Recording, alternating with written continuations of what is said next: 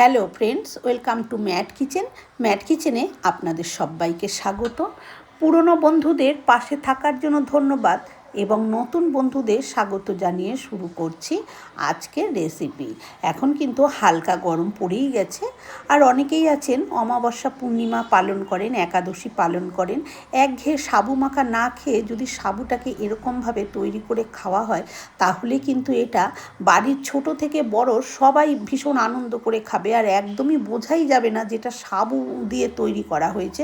আর একদম ঘরে থাকা উপকরণ দিয়েই কিন্তু আজকে আমি এই সাবুর ডেজার্টটা তৈরি করেছি, আর সেটাই শেয়ার করলাম। আর এখন রমজান মাসও চলছে, এরকম একটা সাবুর ডেজার্ট থাকলে কিন্তু সবারই ভীষণ ভালো লাগবে। যাই হোক, তার জন্য সবার প্রথমে আমার লাগবে হচ্ছে সাবু। আমি এখানে একটা এরকম কাপ মেপে এই যে ছোটো দানা সাবুটা আমি নিয়ে নিয়েছি। আপনারা এটা বড় দানা সাবুও নিতে পারেন, সেক্ষেত্রে একটু বেশি সময় ভিজিয়ে রাখতে হবে। তারপরে সাবুটাকে নিয়ে প্রথমে খুব ভালো করে সাবুটাকে আমি ধুয়ে নেব। যতক্ষণ না এই সাবু থেকে যে ঘোলা ঘোলা জলটা পরিষ্কার হচ্ছে, সাদা জল বেরোচ্ছে, ততক্ষণ এটাকে আমি একটু জল পাল্টে পাল্টে 4-5 বার করে ধুয়ে নেব। যখন সাবু থেকে একদম প্লেন জল বেরোবে, তখন এরকম সাবুটা এরকমভাবে হাত দিয়ে দিচ্ছি, দেখুন ওপরে জাস্ট একটা জলের লেয়ারের মতন দেখা যাচ্ছে পাতলা, এরকম রেখে আমি ঢাকা দিয়ে রেখে দেবো মিনিট 15 মিনিট পরে দেখুন আমি ফিরে এসেছি। এটা কিন্তু একদম ঝরঝরে হয়ে গেছে, দেখলেই বুঝতে পারছেন আশা করছি, একদম ঝরঝরে হয়ে গেছে। আর খুব সুন্দরভাবে কিন্তু এটা নরমও হয়ে গেছে। আমি দেখুন হাতে তুলে এই যে টিপে দেখাচ্ছি, দেখুন এটা কিন্তু কীরকম ভেমে যেন একদম সে ভাত যেন সেদ্ধর মতন এরকম গলে গেছে, এই যে দেখুন। আর এরকমই ভিজিয়ে নরম করে নিতে হবে, তাহলে কিন্তু খুব সুবিধা হবে। এদিকে কড়াইতে নিয়ে নিচ্ছি আমি 1 চামচ ঘি। এটা অবশ্যই ঘিতেই করবেন, এখানে কোনো রকম সাদা তেল না ব্যবহার করাই ভালো। ঘি দিয়ে করলে এটা টেস্টটা কিন্তু খুব সুন্দর হবে। ঘিটা মেল্ট হয়ে গেলে একটু চারপাশটায় না লাগিয়ে নিলাম। তারপরে এখানে কিছুটা কাজু আর কিছুটা কাঠবাদাম আমি নিয়ে নিয়েছি। এই কাজু বাদাম আর এই কাঠবাদামটাকে একটু ভালো করে এইভাবে একটু নাড়াচাড়া করে একটু ভেজে নেব। বেশি ভাজলে কিন্তু হবে না, আমি অল্পই একটু ভেজে নিচ্ছি। জাস্ট একটু রঙটা ধরে গেলেই হয়ে যাবে। দেখুন এটা কিন্তু ভাজা হয়ে গেছে। বেশি ভাজলে কিন্তু এটা তুলে রাখার পর আর রঙটা কিন্তু চেঞ্জ হয়, সেই জন্য এরকম অবস্থাতে আমি তুলে নিচ্ছি। এবারে কয়েকটা কিশমিশও আমি ভেজে নেব, সেটা কাজুর সাথে আমি দিইনি। এই যে কয়েকটা কিশমিশও ভেজে নিলাম। যেহেতু ঘি, এটা একটু আঁচটা জোরে ছিল, দেখুন ঘিটা একটু কালচে ভাব হয়ে গেছে, ওতে কোনো সমস্যা হবে না। আপনারা চাইলে এরকম কালচে হলে একটু পাল্টেও নিতে পারেন, আবার না পাল্টে নিলেও কোনো সমস্যা নেই। আমি পাল্টাবো না, আমি এর মধ্যেই কিন্তু ডিজার্টটা তৈরি করব। দেখুন এবারে ওর মধ্যেই আমি দিয়ে দিয়েছি এই যে জল ঝরানো, যে মানে জলটা পুরো সোপ করে নিয়েছে যে ঝরঝরে সাবুটা দিয়ে আমি মিনিট 2 একটু নাড়াচাড়া করে নেব। বেশিক্ষণ ভাজতে হবে যে তা নয়, 2 মিনিট মতন একটু নাড়াচাড়া করে নিলেই কিন্তু এটা হয়ে যাবে। মিনিট 2 একটু এইভাবে নাড়াচাড়া করে নিয়েছি। এবার এতে কাপে মেপে জল দিয়ে দেবো। যেই কাপ মেপে আমি সাবু নিয়েছি, 1 কাপ সাবুর জন্য এখানে আমি 2 কাপ জল দিয়ে দিলাম। যদি জল পরে লাগে তো আমি পরে আবার একটু জল দিয়েই নেব।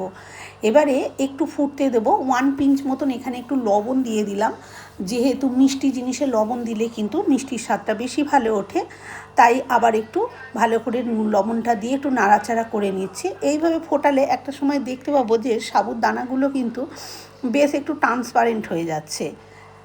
এখানে কিন্তু বন্ধুরা আমি আরও 1/2 কাপ মতন জল ব্যবহার করেছি, যেটা আমি আর দেখাইনি। মানে 1 কাপ সাবুর জন্য মোট আমি 2.5 কাপ জল এখানে ব্যবহার করেছি। এইবারেতে দিয়ে দিচ্ছি এখানে দুধ। 1 কাপ সাবুর জন্য আমি এখানে 3 কাপ মতন দুধ দিচ্ছি। প্রথমে 3 কাপ দিচ্ছি, পরে আমি আরও 2 কাপ দুধ কিন্তু এখানে অ্যাড করে দেবো, মানে মোট 5 কাপ। এবারে এই দুধটা কিন্তু আমার সম্পূর্ণ জাল দিয়ে গাঢ় করে নেওয়া। আমি কোনো কাঁচা দুধ এখানে ব্যবহার করিনি। আপনারা চাইলে কাঁচা দুধ দিতে পারেন, সমস্যা নেই, তবে আমি দুধটা একটু জাল দিয়ে ঘন করে নিয়ে সেই দুধটাই এখানে ব্যবহার করেছি। দুধটা দিয়ে আবার খুব ভালো করে এইভাবে আমি নাড়াচাড়া দিয়ে নিচ্ছি। যখন দুধটা একটু ফুটে যাবে তখন আমি আরও 2 কাপ মতন দুধ কিন্তু দিয়ে দেব। না হলে কিন্তু এটা ভালো ফুটবে না, আর ভালো না ফুটলে কিন্তু এটা তখন থকথকে হয়ে চাক হয়ে যাবে, তখন খেতে ভালো লাগবে না। সেই জন্য এবারে দিয়ে দিচ্ছি আমি এখানে একটা ছোটো বাটির 1 বাটি চিনি, যেহেতু এই চিনির দানাটা অনেক মোটা মোটা সেই জন্য আমি 1 বাটি দিয়েছি। মিষ্টিটা নিজেরা পছন্দ মতন দিয়ে নেবেন। ওদিকে সাবুটা ফুটতে থাকুক, ততক্ষণে এখানে আমি একটা কাজ করে নিই। তার জন্য এই কড়াইটার মধ্যে আমি 1 চামচ ঘি দিয়ে দিয়েছি, আর এই যে হাফ কাপ মতন আমি এখানে নিয়ে নিয়েছি সেমাই। এই সেমাইটা হচ্ছে লালচে করে মানে ভাজা নয়, হালকা ভাজা থাকে মনে হয় প্যাকেটে এগুলো।